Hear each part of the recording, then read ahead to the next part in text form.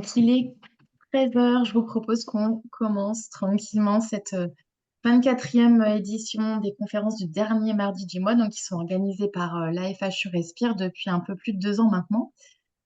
Donc aujourd'hui, on aura le plaisir d'écouter le docteur Romain Copé, qui est maître de conférence en bioinformatique à l'Université de Rouen et qui nous présentera l'étude de phylodynamique du SARS-CoV-2 en France, en Europe et dans le monde en 2020. Je vous présente rapidement la FHU comme on le fait à chaque édition. La FHU Respire, c'est un projet qui a été retenu dans le cadre de l'appel à projet qui est porté par notre G4, qui a été labellisé par Aviesan à compter du 1er janvier 2021 et pour 5 ans. Les objectifs de la FHU, c'est de renforcer les relations hôpital-université-unité de recherche au sein de l'interrégion Nord-Ouest pour stimuler la recherche médicale sur la thématique de la santé respiratoire. Un des objectifs également, c'est d'améliorer la santé respiratoire avec une approche intégrée qui va prendre en compte les caractéristiques de l'hôte dès l'enfance, l'environnement, les pathogènes et leurs interactions au niveau pulmonaire. Donc rapidement, les partenaires de la FHU, donc on retrouve les 4 CHU du G4, le CHU d'Amiens, de Lille, de Rouen et de Caen, et les universités partenaires, donc l'Université de Picardie-Jules Verne à Amiens, l'Université de Lille, de Caen, de Rouen, l'Université d'Artois, l'UTC de Compiègne, l'Institut Pasteur de Lille, l'INSERM, et le CNRS et quelques associations. Les conférences du mardi du mois, donc elles ont été mises en place au début de la FHU et les objectifs, c'était de faire connaître notre FHU et de mettre en avant les compétences et les travaux de recherche des membres de cette fédération avec des sujets sur des débats, des projets, des avancées, des outils, des technologies à partager au sein des membres de la FHU. Avec des conférences qui pouvaient être orientées soit grand public, soit plutôt réservées aux professionnels de santé. Donc ça, c'est au choix du conférencier. Et elles sont organisées, ces conférences, chaque dernier mardi du mois, de 13h à 14h en visio sur Zoom, ou ça, c'est la petite nouveauté, le mardi qui va précéder les vacances scolaires, voilà, pour permettre à tous de pouvoir se connecter, de visionner ces conférences. La durée de ces interventions, c'est de 30 à 45 minutes avec un temps qui est toujours dédié pour les échanges et les questions. Et donc, ces événements sont diffusés auprès, évidemment, de tous les partenaires de la FHU et sont disponibles en replay sur la chaîne YouTube de la FHU. Rapidement, je vous reparle du programme 2024-2025. Donc, vous voyez, le programme 2024 est quasiment bouclé. Il nous reste une conférence à identifier pour la fin d'année, enfin au mois d'octobre. Et je vous invite, si vous avez des idées à nous soumettre, des propositions d'invitation à faire, n'hésitez pas à nous les transmettre en interne à la FHU ou en externe d'ailleurs.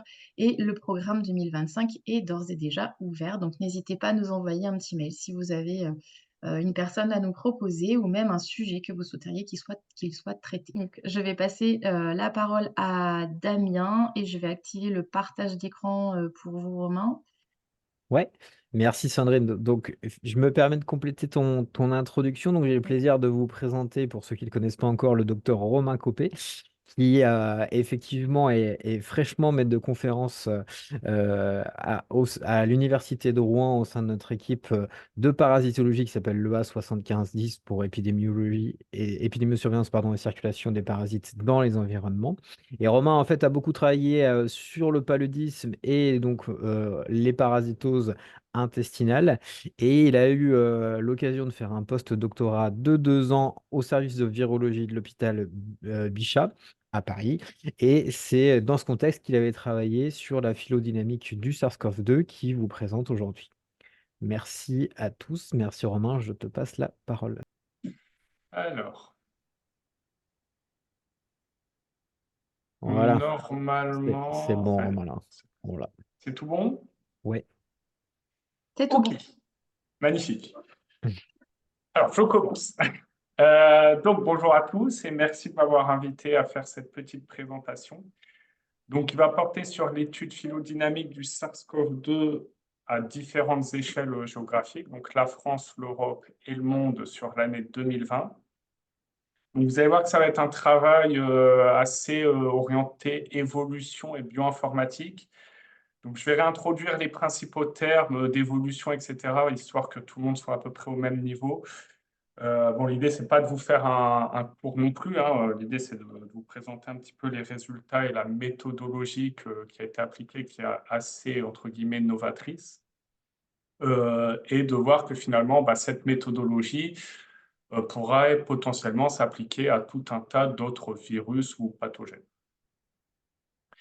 Donc, juste pour faire un très bref rappel sur le SARS-CoV-2, donc je ne vais pas vous refaire l'histoire, hein, je pense que vous la connaissez tous et toutes et tous. Toujours est-il qu'au 1er décembre 2019, donc, il y a eu une épidémie de maladies respiratoires, hein, donc, identifiée dans la ville de Wuhan, en Chine. Et très vite, donc, on a identifié le coronavirus 2 du syndrome respiratoire aigu sévère, donc SARS-CoV-2, comme l'agent de la maladie et qui est finalement responsable de la pandémie mondiale qu'on connaît sous le nom de Covid-19. Alors, fin 2020, alors certes, les chiffres ne sont pas à jour, mais comme c'est une présentation sur l'année 2020, j'ai voulu présenter plutôt les chiffres de 2020. Donc, on estime à peu près à 1,8 million de décès dans le monde, hein, ça reste une estimation bien évidemment, avec environ 65 000 décès recensés en France selon les autorités de santé publique. Alors, depuis le début de la pandémie, donc, il y a eu une caractérisation assez importante du virus, hein, aussi bien en lien avec sa pathogénèse, sa circulation dans les populations humaines, où on a pu notamment mettre au point des modèles de transmission, entre guillemets, essayer de prédire un petit peu les tendances en termes de décès et d'infection, ou encore les traitements, les vaccins, etc. Donc, les modèles épidémiologiques sont finalement utiles pour quantifier la propagation du virus à court et à long terme, puisque, encore une fois, des modèles mathématiques avaient été développés. Alors, certains étaient alarmistes, d'autres étaient plutôt confiants sur la fin des épidémies. Mais toujours est-il que ces modèles sont souvent aussi utilisés pour éclairer, ou en tout cas participent dans la prise de décision de santé publique. Donc, très brièvement, en France, en 2020, qu'est-ce qui s'est passé? Donc, je ne vais pas revenir sur les différents confinements, hein, mais voilà. Donc, vous avez sur le graphique en haut, donc en bleu, c'est le nombre de décès par jour en lien avec le SARS-CoV-2. Et la courbe bleue, plus exactement, c'est la moyenne sur 7 jours.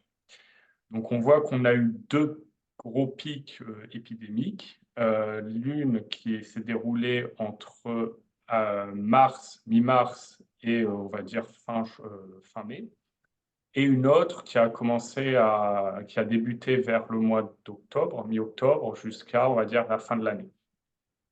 Et après, ça a un peu perduré avec l'apparition notamment du variant alpha ou variant britannique. La courbe rouge, c'est juste pour vous présenter l'index de stringence, qui est une sorte de valeur qui a été définie en fonction des mesures qui ont été prises, donc c'est-à-dire fermeture des écoles, des lieux publics, etc. Plus le score est élevé, plus le niveau de stringence est élevé. Donc on voit qu'on est totalement corrélé, hein, c'est-à-dire que plus on augmente le taux de stringence, ce taux de stringence a été augmenté à mesure que les décès augmentent. Voilà. Dans le monde et en Europe, donc je vous présente très brièvement également les courbes des décès relatifs aux différents continents. Donc c'est décomposé en semaines, hein. En bleu, donc vous avez l'Europe avec les deux vagues épidémiques de avril-mai et de novembre-décembre. Et on voit que finalement, les autres continents ont des profils plus ou moins différents. L'Amérique du Nord, c'est relativement similaire, si ce n'est qu'il y a un décalage temporel. Et par exemple, pour ce qui est de l'Amérique du Sud, on voit que c'est surtout durant la période, au niveau de, allez, j'ai envie de dire mai jusqu'à septembre, où on a vraiment eu je ne peux pas trop appeler ça un pic épidémique, mais en tout cas une longue période intense de circulation du virus. Tandis qu'à ce même moment, en Europe, ça s'était totalement calmé.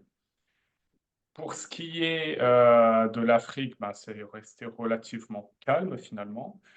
L'Océanie, idem. Et pour l'Asie, ça a suivi un profil plus ou moins similaire à l'Amérique du Sud. Encore que ça reste une limite certaine de ce type de représentation, c'est que ces chiffres sont basés sur les rapports effectués par les autorités de santé publique.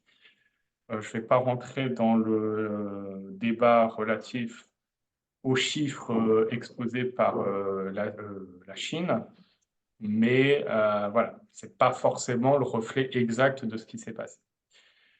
Pour ce qui est des pays européens, je ne vais pas rentrer dans les détails, tout le monde a globalement le même profil, mis à part la Russie, où la Russie, vous voyez que pendant la période estivale, on avait quand même une circulation qui était relativement présente.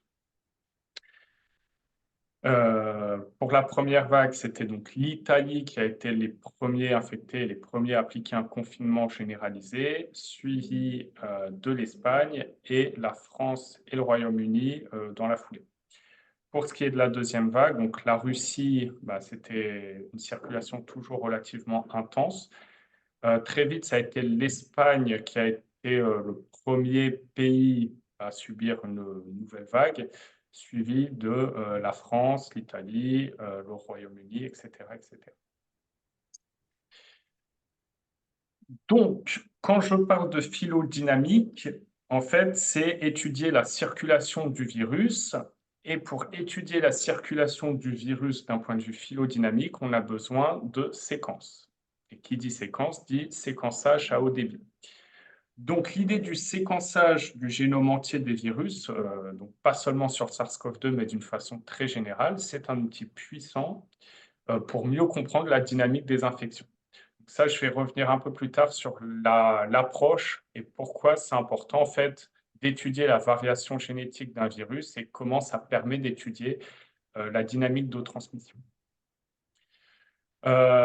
Toujours est-il que le nombre de séquences du génome entier du SARS-CoV-2 a rapidement augmenté. Dans le monde, tout le monde s'est mis à séquencer du SARS-CoV-2. Faut le dire, grâce à un effort quand même assez important des scientifiques et des chercheurs qui n'ont pas hésité finalement, alors dans la majorité, il y a toujours quelques cas isolés évidemment, mais qui ont voulu réunir un petit peu toutes les ressources. Et donc, forcément, je vais citer GISED, ou GISED, enfin, je ne sais pas comment vous l'appelez exactement, mais qui est une plateforme qui permet de déposer toutes les séquences qui ont été générées avec des métadonnées relatives à la région géographique, la date de prélèvement, etc. Et de dire si la séquence est de bonne ou de mauvaise qualité. Donc, les séquences en tant que telles, elles sont essentielles pour reconstituer efficacement la propagation mondiale du virus et notamment l'origine des variants. Dans le sens où, dès qu'on voit un variant, on peut essayer d'estimer où est-ce qu'il aurait émergé.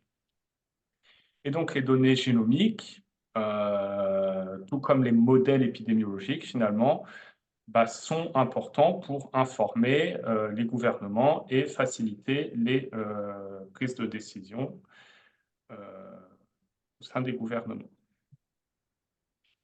Donc, avant d'entrer dans les détails, alors je ne sais pas à quel point vous êtes toutes et tous familiers avec les phylogénies, donc je vais très, très, très brièvement recontextualiser la chose.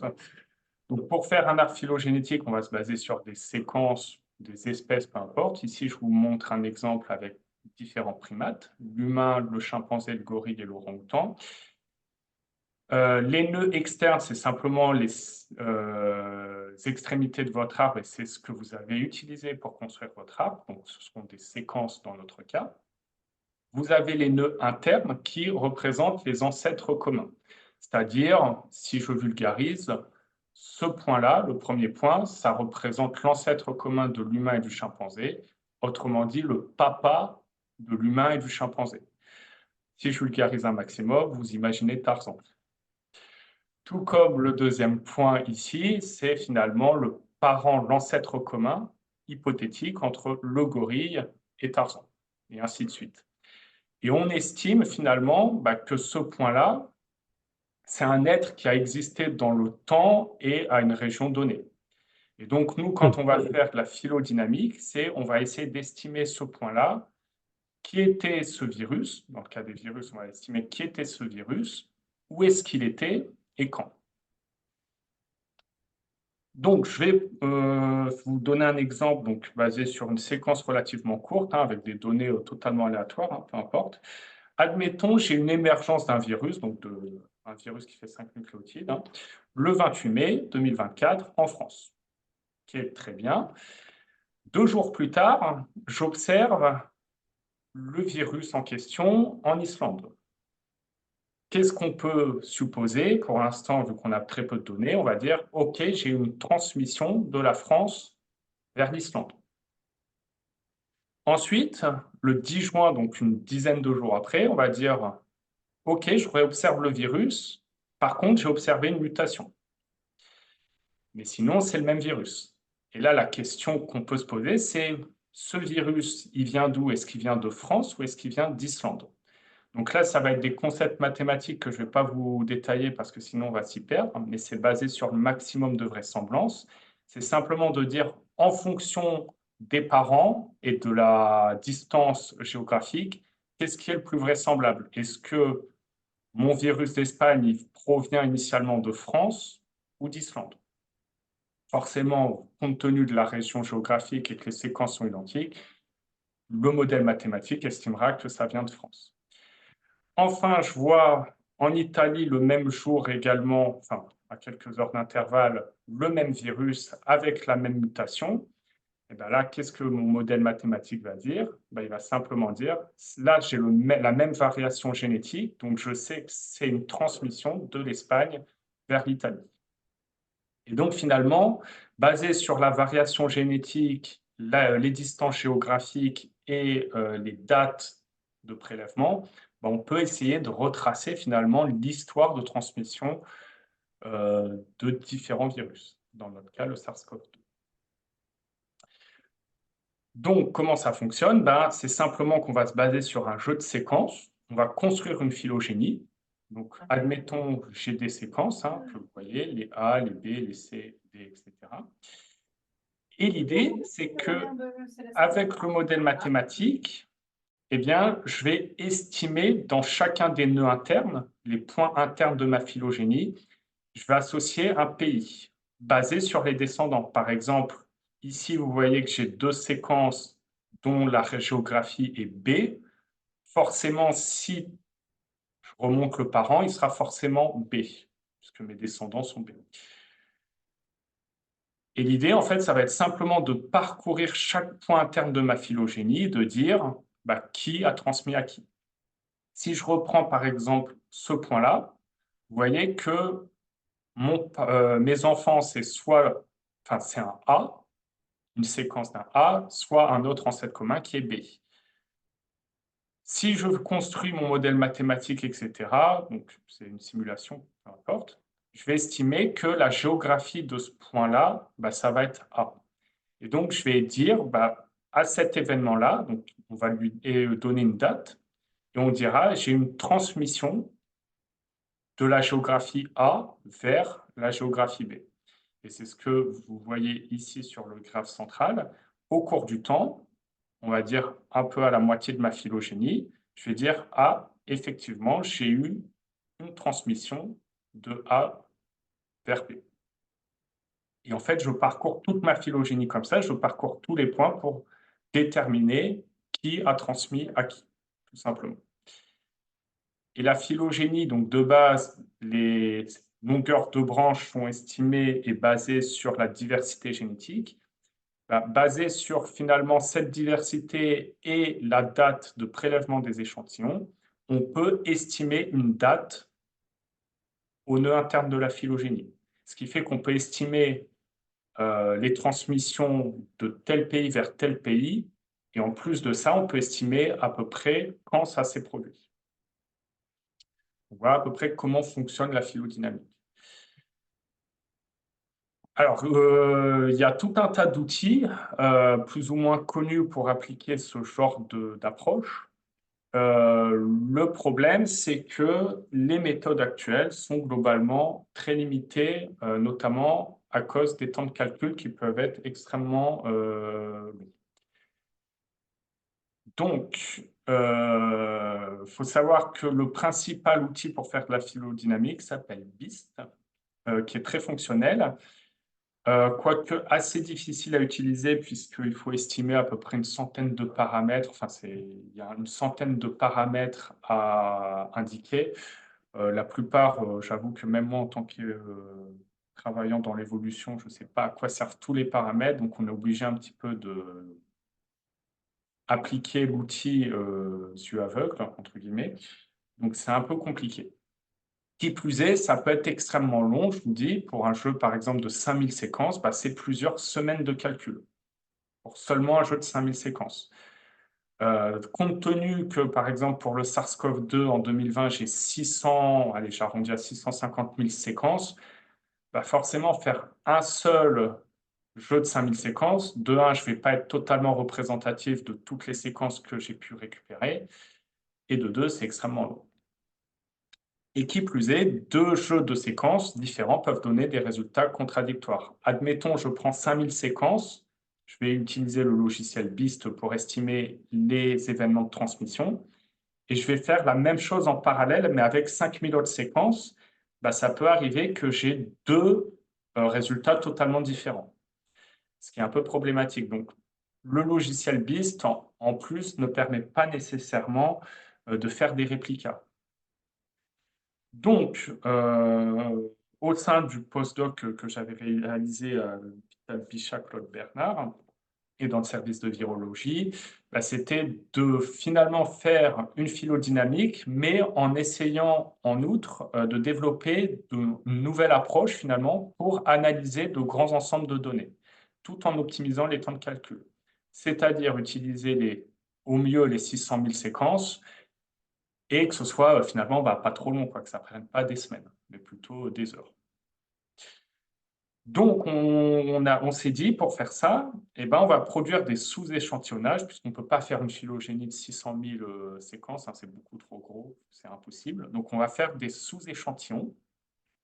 Et en fait, on va faire des répétitions, c'est-à-dire, admettons, je vais prendre 1000 séquences, je vais fabriquer une phylogénie, faire ma phylodynamique là-dessus, puis ensuite, je remets toutes mes séquences dans le jeu de données principal et je vais refaire une pioche de 1000 séquences et ainsi de suite. Et je vais en fait faire un jeu de réplica, c'est-à-dire appliquer ma phylodynamique sur plusieurs centaines, finalement, de phylogénies différentes et indépendantes et voir si à chaque fois j'ai la même chose ou pas.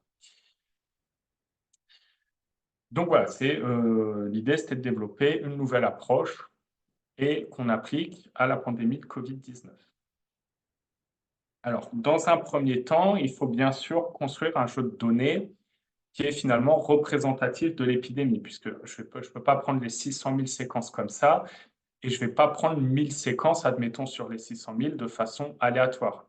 Il faut que la pioche de mes séquences soit finalement représentative de ce qui a été observé d'un point de vue épidémique.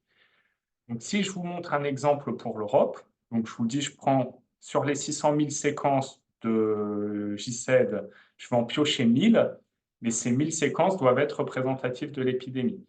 Donc, ce que vous voyez, donc là, j'ai décomposé en deux périodes de temps. Admettons du 1er janvier au 25 juillet. L'épidémie de SARS-CoV-2, voilà comment ça se représente pour chaque pays. Par semaine, le nombre de décès estimé. Eh bien, moi, d'un point de vue bioinformatique, mon objectif est de piocher le même nombre de séquences qui permet de mimer finalement l'épidémie. C'est-à-dire que par semaine, je vais piocher X séquences de chaque pays, qui permet finalement d'avoir une certaine ressemblance entre le nombre de décès et le nombre de séquences constitutives de mon jeu de données. Vous voyez, quand je fais une corrélation entre le nombre de séquences que j'ai récupérées par pays et le nombre de décès, j'ai une corrélation qui est quasiment parfaite. alors je vais appeler ça la seconde vague épidémique, c'est-à-dire de fin juillet jusqu'à fin décembre. Vous voyez que là, j'ai une variation un peu plus grande, mais je mime globalement quand même plutôt bien les profils des décès de SARS-CoV-2. Et ça, c'est une étape quand même clé, c'est-à-dire vraiment construire un jeu de données qui est représentatif de ce qui s'est passé. Parce que si je prends, admettons, 10 séquences d'Espagne, 10 séquences de Russie, 10 séquences d'Italie, et puis admettons 900 séquences de Royaume-Uni, forcément, je vais dire, bah, c'est le Royaume-Uni qui a envahi tout le monde. Mais ce n'est pas le but. Le but, c'est vraiment de mimer au mieux l'épidémie pour mieux comprendre finalement comment s'est transmis le virus. Donc, une fois que j'ai fait j'ai pioché mes 1000 séquences de mon jeu de données principal, qui mime, je le rappelle, l'épidémie, bah, je vais réaliser un alignement multiple. C'est-à-dire, je vais aligner les séquences entre elles pour mettre en évidence ce qui est identique, les mutations, etc. Et à partir de cet alignement, je vais construire un arbre phylogénétique. C'est ce que vous voyez à droite, donc ça ressemble un peu à un feu d'artifice, puisque je vous ai mis en évidence les différents clades. Donc c'est l'ancienne terminologie, mais ce n'est pas grave. Mais voilà, c'est juste pour vous montrer un exemple d'arbre phylogénétique généré avec 1000 séquences de SARS-CoV-2. Et cette phylogénie, finalement, bah, on va la dater, c'est-à-dire les nœuds internes de l'arbre, on va les dater, qui vont nous dire, bon, bah, tel événement de transmission aurait potentiellement eu lieu à telle date. Et donc, ça, on fait avec un outil qui s'appelle LSD2. Et ça, c'est relativement rapide, hein, ça prend quelques minutes pour générer tout ça. Le fait est que, comme je vous ai dit, dans Gilead, j'ai 600 000 séquences, 638 000 séquences à peu près. Avoir une phylogénie basée de 1000 séquences, ben, c'est un peu dommage puisqu'on n'utilise pas grand-chose finalement de toutes les données qui sont accessibles. Qui plus est, comme je vous avais dit avec BEAST, est-ce que si je fais une phylogénie avec 1000 séquences et si j'en fais une deuxième différente avec 1000 autres séquences, est-ce que je vais avoir la même chose ou pas?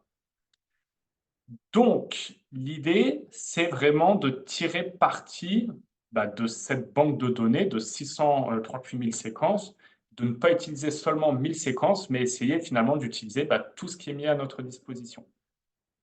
Et donc, finalement, ce que je viens de vous présenter ici, je vais simplement faire un système de réplica. C'est-à-dire que quand j'ai réalisé ma phylogénie, je vais remettre mes séquences dans le jeu de données principal. Donc, je remets mes 1000 séquences dans mon jeu de 638 000 et je vais refaire une pioche de 1000 séquences, toujours en lien avec l'épidémie.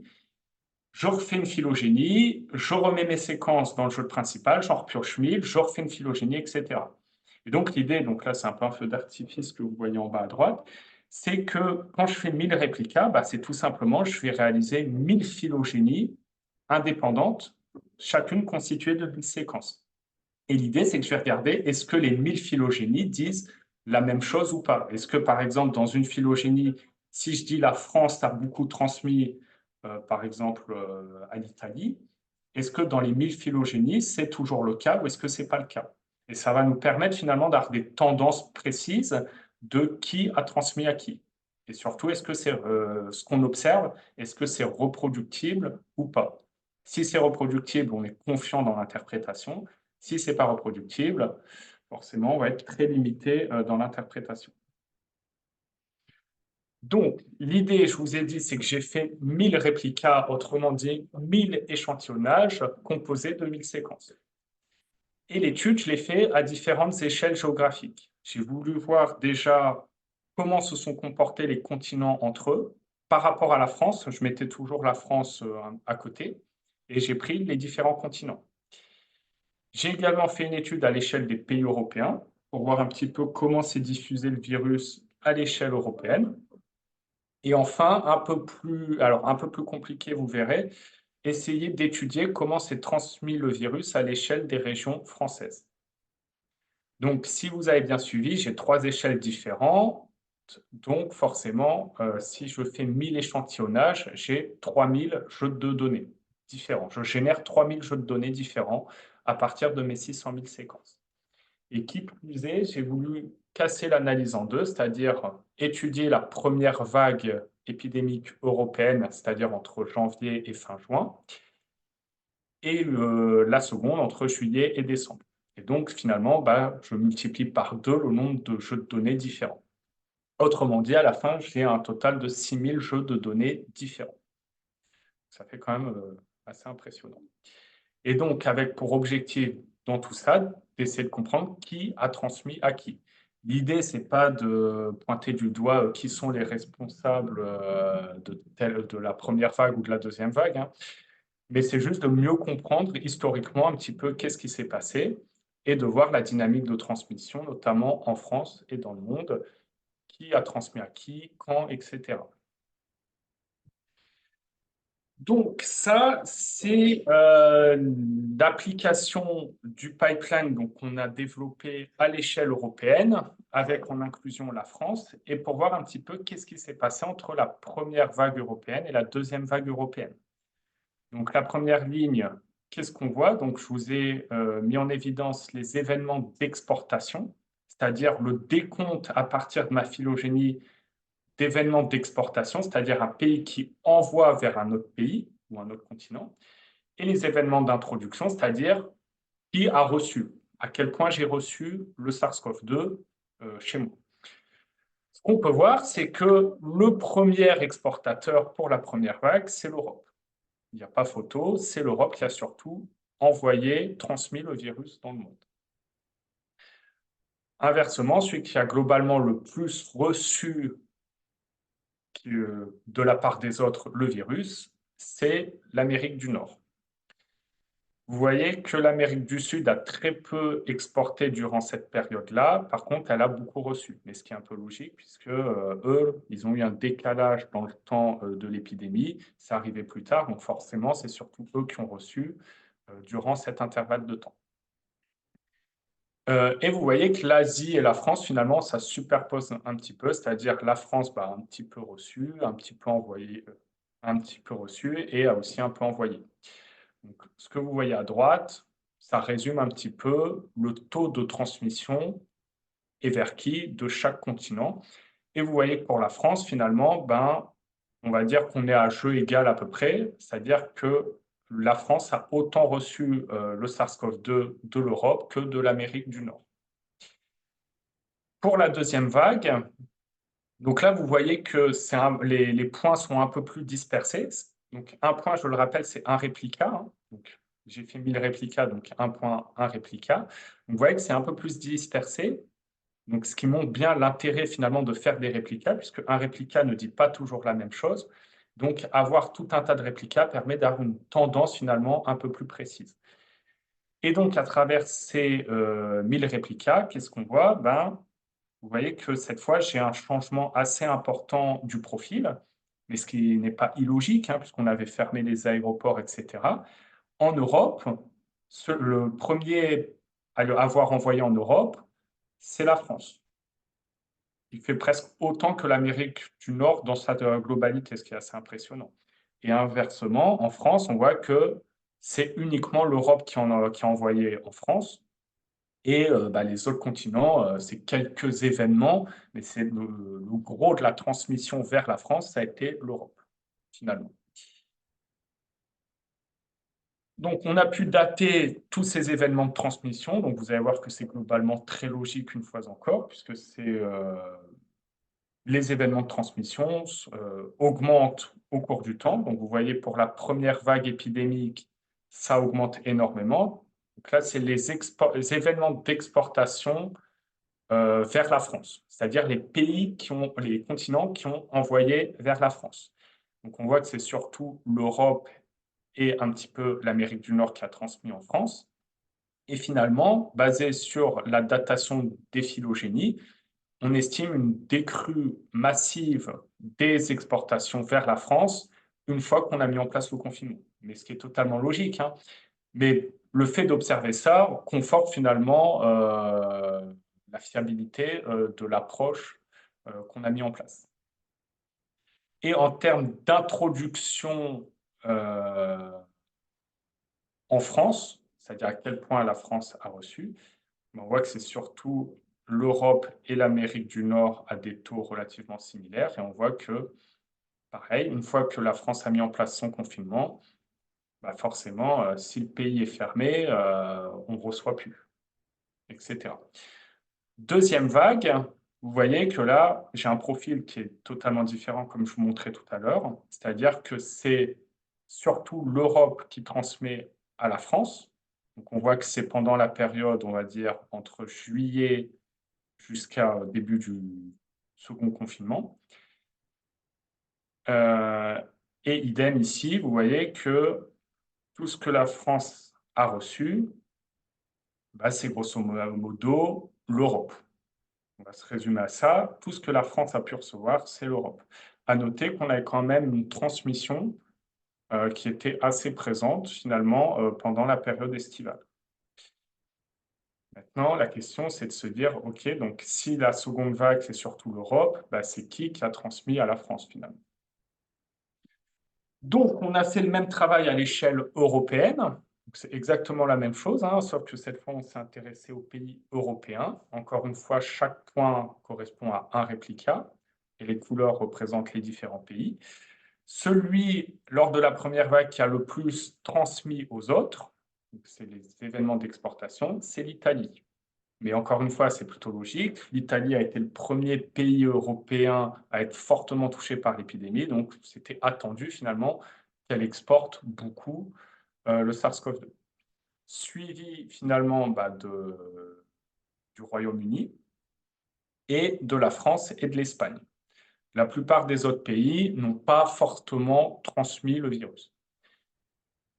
Donc, c'est ce que vous voyez à droite. Vous voyez que le nombre d'exportations, c'est surtout l'Italie en bleu, suivi du Royaume-Uni, de la France et de l'Espagne. Et encore une fois, alors on a tous à peu près mis en place le confinement au même moment en Europe, on a une décrue massive des événements d'exportation au cours du temps, une fois le confinement mis en place. Exactement pareil pour les événements d'introduction. Quand on regarde la deuxième vague, là encore, on a un profil relativement différent. Donc, j'espère que je ne vais pas déclencher une guerre parce que ce n'est pas le but. Le pays qui a le plus exporté en Europe lors de la seconde vague, c'est la Russie. Donc, je ne dis pas que la Russie est responsable de la deuxième épidémie, il ne faut pas me faire dire ce que je n'ai pas dit. Mais je dis simplement, basé sur les modèles mathématiques qu'on a mis en place et sur les données épidémiologiques, vraisemblablement, on a une recrudescence de la circulation du virus initiée finalement par la Russie.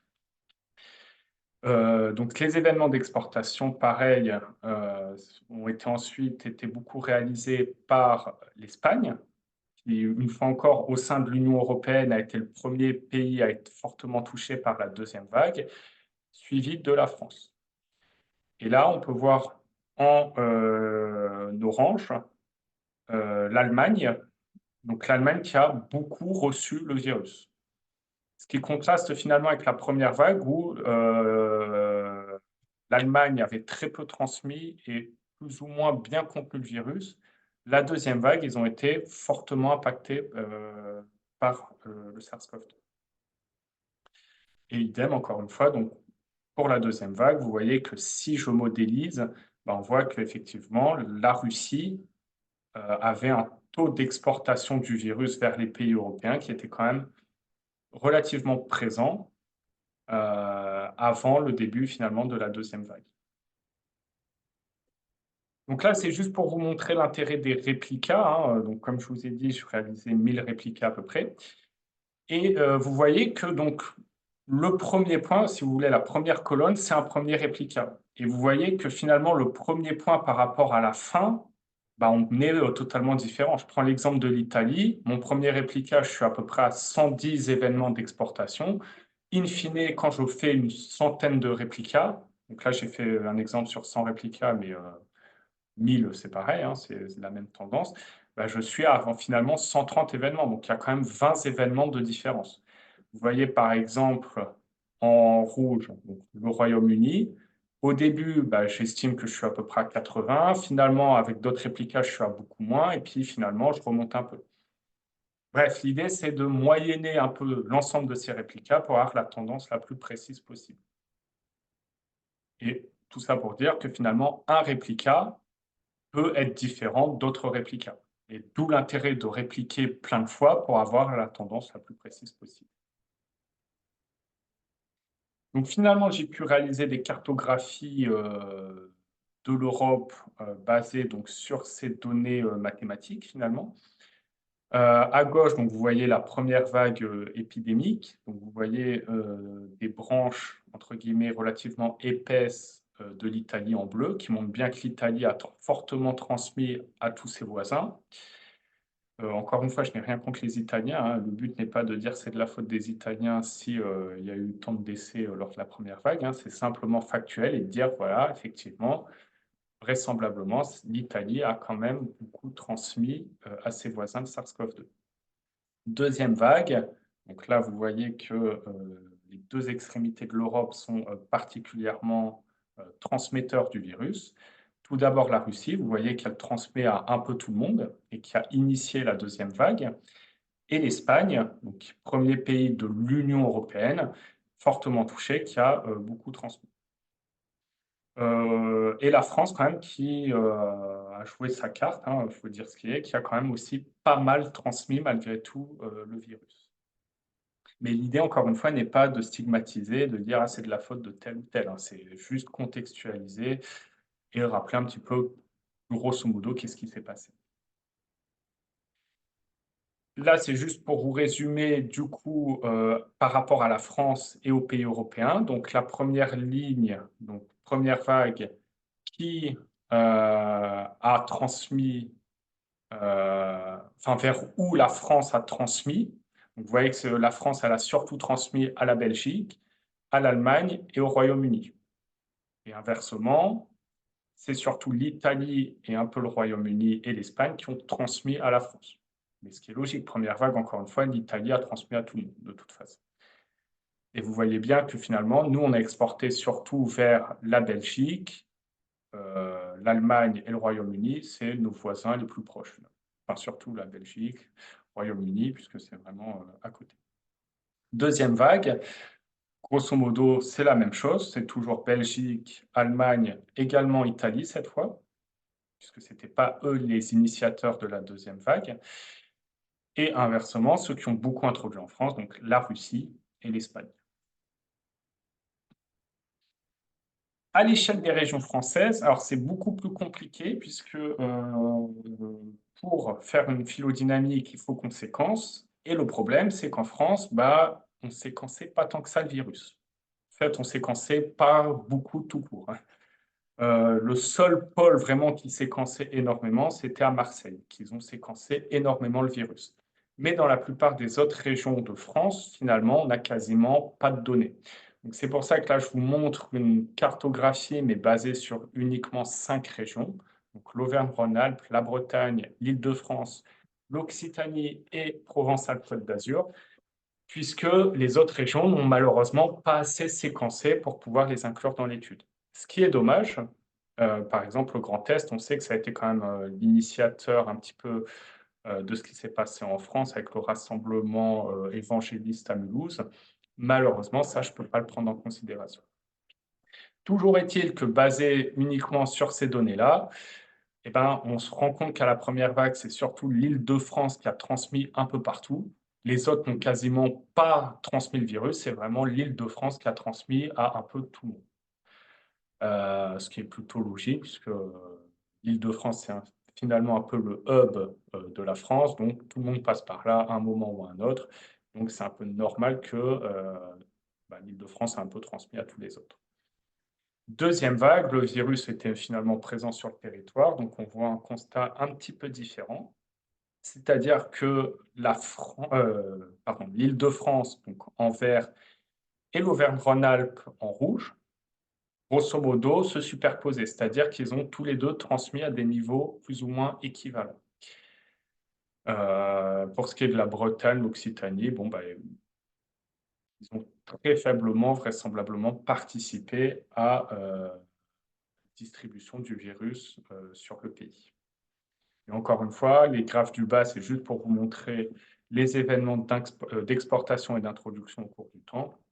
Et systématiquement, encore une fois, c'est l'application, enfin, on voit une décrue massive des événements dès lors qu'on a appliqué les confinements. Donc, juste encore une fois, pour montrer la robustesse de l'approche qui mime bien finalement la datation des événements. Donc, l'approche, elle marche, honnêtement, c'est assez chouette, c'est assez joli. Le problème, donc il y a quand même un certain nombre de soucis, entre guillemets, c'est que c'est une approche qui est basée sur les chiffres des autorités de santé. Le problème, c'est que si les autorités de santé, elles ne font pas un travail, on va dire, rigoureux, je ne vais pas pointer du doigt la Chine, mais c'est un exemple, hein. Si on ne respecte pas vraiment le comptage des décès ou des cas positifs, forcément, l'approche ne va pas fonctionner. Également, il faut séquencer. Si un pays ou une région ne séquence pas, bah, forcément, elle va être exclue de l'étude, ce qui est dommage, encore une fois, pour l'étude de la transmission en France et au sein des régions. Ne pas avoir le grand test en tant que région française, c'est un peu dommage, puisqu'on sait que l'épidémie a surtout débuté ici, en fait. Donc ça, c'est dommage, on n'a finalement qu'une partie de l'histoire, finalement. On n'a pas le début.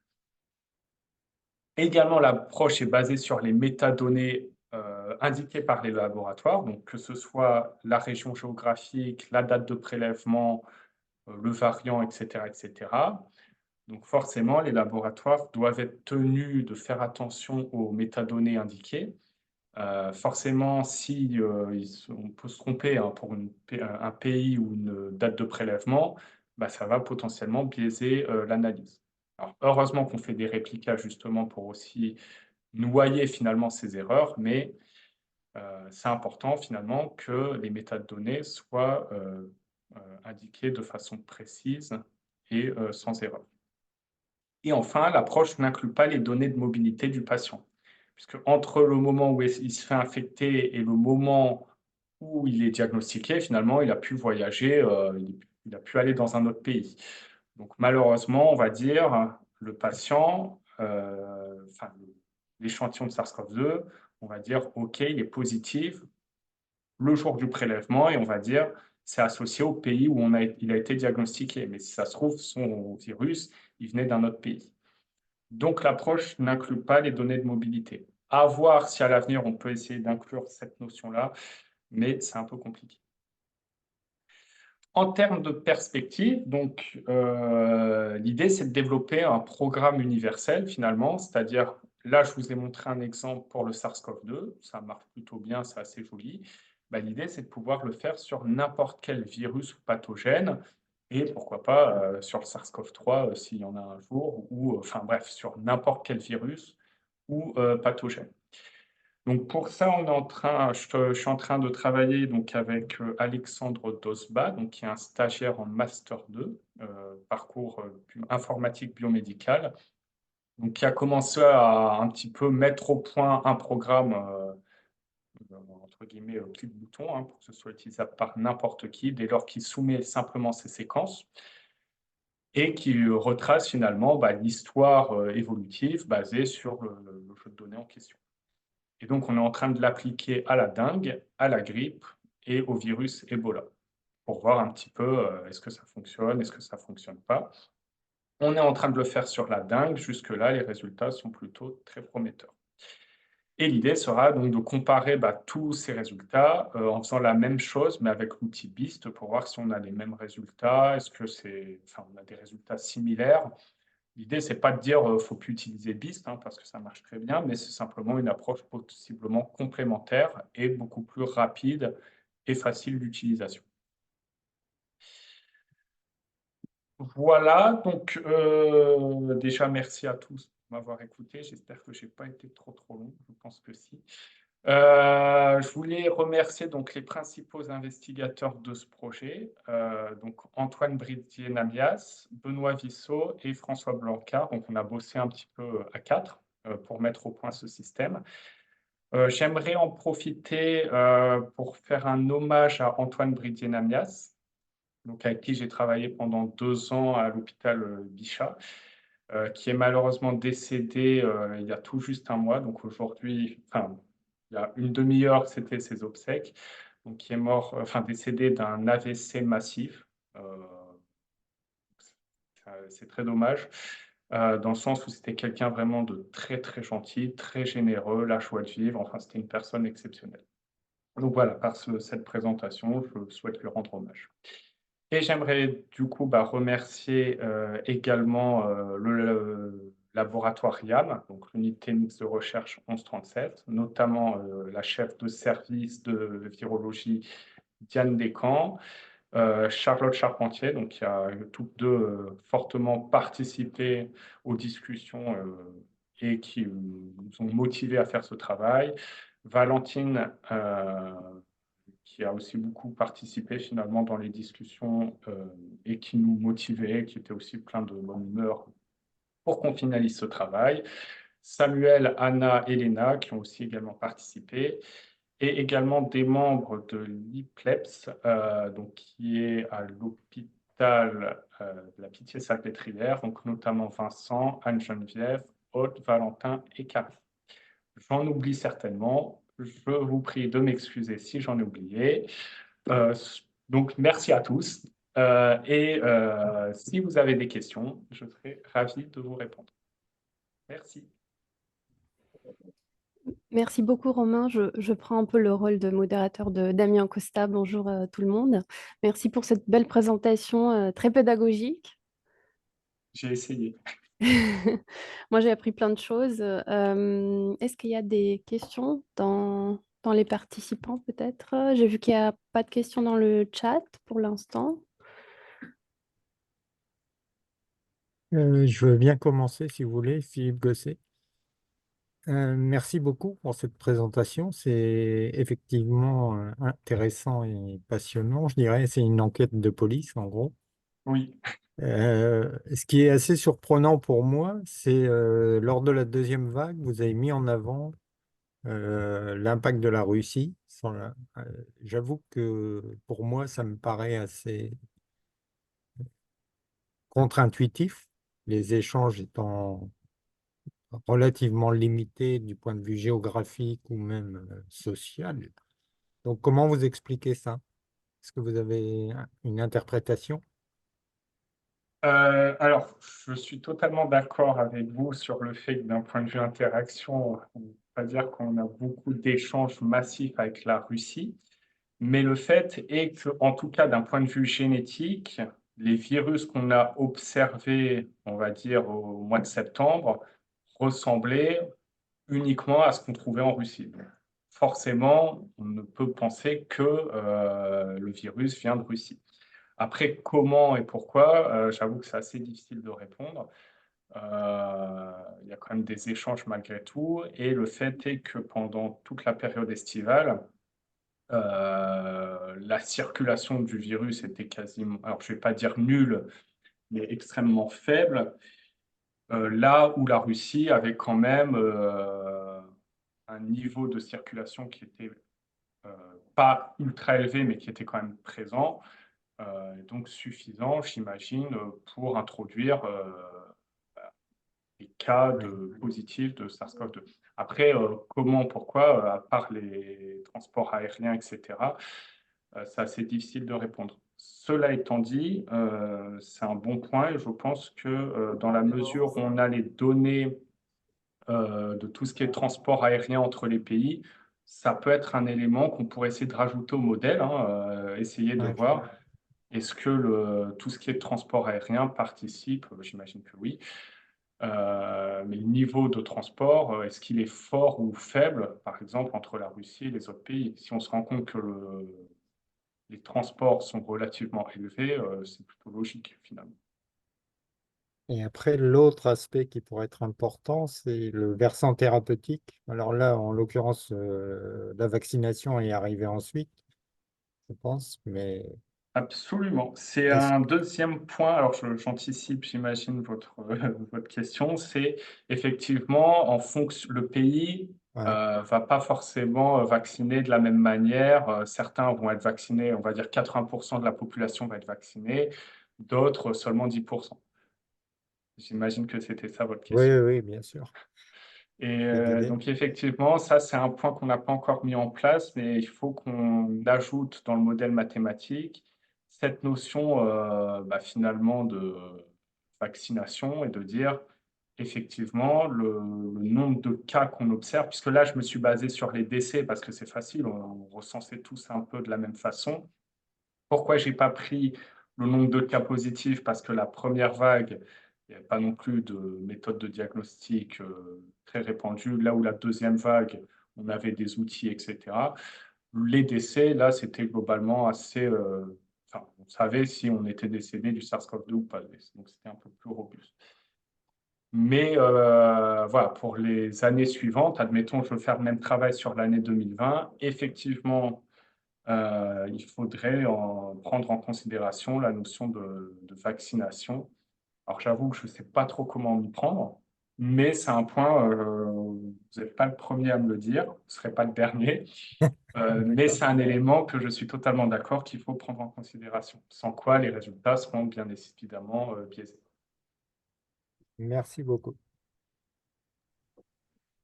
Merci beaucoup pour votre question. Je vois que Shervin Hassel a une question à nous poser. Shervin, Ouais, merci, top. merci Romain, c'était super ta présentation. Vraiment bien expliqué la phylodynamique, c'est pas facile, bravo. C'était bien. Et ton exemple aussi était super de montrer les mutations de ça entre pays. J'ai une petite question plus naïve par rapport aux métadonnées. Est-ce que tu peux dire un petit peu plus quelles sont les métadonnées qu'utilise ton modèle particulièrement? Est-ce que des exemples concrets de métadonnées Alors, moi, pour construire mon modèle, ce qui est important pour chaque échantillon, c'est d'avoir une région géographique, donc à minima le pays, voire le continent. Si je peux avoir la région, ça serait encore mieux, vraiment, enfin, ou la ville.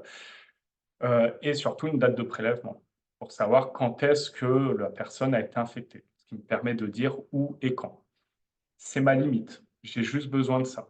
Après, forcément, je filtre les séquences, hein, puisqu'il y a beaucoup plus que je vous ai dit, en 2020, il y a 600 000 séquences. En vrai, il y en a beaucoup plus, mais il y en a un certain nombre qui ne sont pas de bonne qualité, c'est-à-dire des régions du génome qui ne sont pas couvertes, etc. Mais sinon, en tant que métadonnée, moi, ce qui m'importe, c'est de savoir où et quand finalement. Donc, j'ai juste besoin de la région géographique et d'une date de prélèvement. D'accord, super. Et j'ai une autre question aussi à te demander aussi.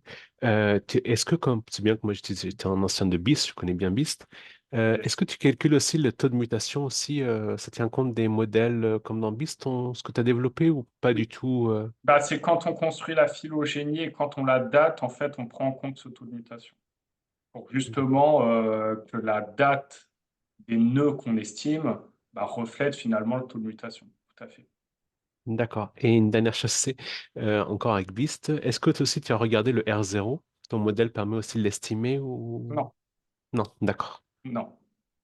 Effectivement. D'accord. Non, mais c'est pour ça que je dis que c'est complémentaire, hein, c'est que l'outil qu'on a développé ne fait pas certaines choses que BIST fait très bien, hein. Ça, de ce côté-là, je veux être très humble, BIST marche très bien, hein, il n'y a pas de problème. Oui, mais il est lourd, hein. Moi, c'est pareil. En thèse, Mais j'avais il des est semaines et lourd. des semaines d'analyse, hein. Je sais ce que c'est, hein. J'avais un mois avant d'avoir l'analyse, hein. Oui, oui. Donc, bon, super. Merci beaucoup, Romain. Merci beaucoup, Shervin. Je vois que l'équipe de virologie de Rouen a une question.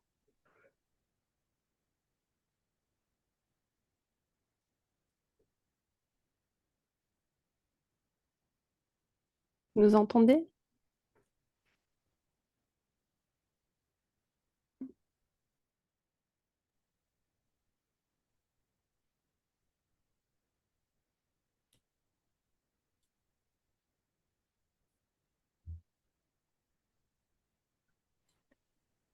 On ne veut pas répondre. Est-ce qu'il y a quelqu'un derrière l'écran de la virologie de Rouen qui lève la main? Ah, Ah, ça y est, voilà, ça y est, ça excusez-nous, marche. on avait un problème sur le PC. C'est Fabienne, en fait. Bonjour. Donc bonjour à tout le monde. La question qu'on se posait, enfin que je me posais, c'était, alors peut-être que peut-être que c'est faux, hein, l'idée que j'ai, mais j'ai l'impression que des continents comme l'Afrique n'ont pas forcément beaucoup séquencé. Et dans quelle mesure l'absence de séquences comme ça sur sur des régions peut impacter les résultats finaux par rapport à la première partie où tu regardes ce qui se passe dans le monde. Très bonne question. Le fait est qu'il y a eu enfin, entre guillemets, hein, très peu de cas en Afrique. Donc forcément, dans un jeu où je construis 1000 séquences, où j'ai des continents qui ont été beaucoup impactés, je vais inclure très peu de données d'Afrique. L'idée, si on veut inclure et être un peu plus effectivement représentatif en Afrique, il ne faut pas que je fasse une phylogénie de, admettons, 1000 séquences, mais des phylogénies basées de 10 000 séquences. Après, honnêtement, l'Afrique a pas si mal séquencé que ça. Alors certes, c'est certains pays qui ont toujours séquencé, hein. Admettons, ça va être surtout le Sénégal, le Ghana, etc. Il y a certains pays qui n'ont pas séquencé, hein. Mais en tout cas, il y a quand même des données en Afrique. Si par contre je veux faire une phylodynamique à l'échelle de l'Afrique, il est évident que ça va être quasiment impossible puisque ça va se limiter finalement à 3 ou 4 pays, pas plus. Merci Romain. Merci Fabienne. Alice, tu avais une Oui, question? oui, vous m'entendez ou pas? Yes. Oui. Oh, super. Oui, merci Romain pour cet exposé assez didactique et qui était assez clair. Moi, j'avais une petite question. Alors, peut-être que j'ai pas bien compris la méthode. De ce que j'ai compris, c'est des séquences que tu récupères sur GIZ. Absolument. Quels sont tes critères pour dire que la séquence est de qualité ou pas? C'est-à-dire, quel est le pourcentage de couverture minimum que tu prends? Ou, enfin, je ne sais pas ce que tu regardes parce qu'on est assez C'est- limité dans ce qu'on soumet dans GIZ. On soumet Ouais. un FASTA et puis on soumet des métadonnées associées. Mais du coup, tu reprends les données. Ouais, quels étaient tes critères d'élimination des mauvaises qualités? C'est une bonne question. Donc sur GISED, on te donne quand même la proportion effectivement du génome qui est couverte. Moi, je me fixais un minimum de 95%. Qui plus est, quand je fais l'alignement avant de faire la phylogénie, donc je ne l'ai pas dit effectivement, mais dans l'algorithme, il y a un système qui dit si j'ai trop de mutations. Admettons, par exemple, sur la première vague épidémique, on sait que le virus a très peu muté. Et si je vois un virus qui a 100 mutations, je vais dire c'est un outlier, il n'a rien à faire là, poubelle. Mais voilà, après, c'est vrai que je me base uniquement Et sur ce comment qui est tu rapport. considères que c'est un outlier et pas un variant émergent? Basé Tu n'aurais sur le pas taux de pris. mutation du virus, c'est-à-dire je donne quand même une certaine malléabilité, on va dire, à mon programme. Mhm. Mais si, admettons, tous les virus, j'ai 2, 3 mutations et il y en a un qui en a 100, je me doute bien que c'est pas qu'il a 100 mutations, c'est soit parce que c'est un virus qui ne date pas de 2020, mais peut-être de 2022, etc. Et souvent, j'ai eu effectivement 2, 3 cas où j'avais des virus qui étaient outliers. Et quand, par exemple, j'utilisais Nextclade, on me dit, ah bah oui, c'est un variant Omicron, mais qui est daté de 2020. Donc après, la question, c'est est-ce qu'il y a déjà de l'Omicron en 2020? Ils s'imaginent que non. Je pense que c'est des erreurs De saisie. de saisie. Parce J'imagine. que c'est très Après, manuel, hein. La saisie GIZ, c'est très manuel, hein. C'est des tableurs absolument. que tu soumets, hein. Ouais. Mais c'est pour ça, c'est comme je l'ai dit et comme tu le soulignes, hein, c'est une limite de l'approche, c'est que finalement, je suis totalement dépendant de ce que rapportent les autorités de santé publique, de ce que déposent les laboratoires, etc. Oui, bien sûr, bien sûr. Merci de ta réponse. Je t'en prie. Merci Alice. Est-ce qu'il y a d'autres questions?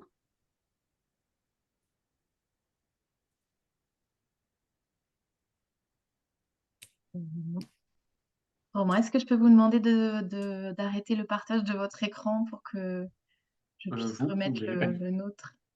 Hop, stop share. Merci. Magnifique.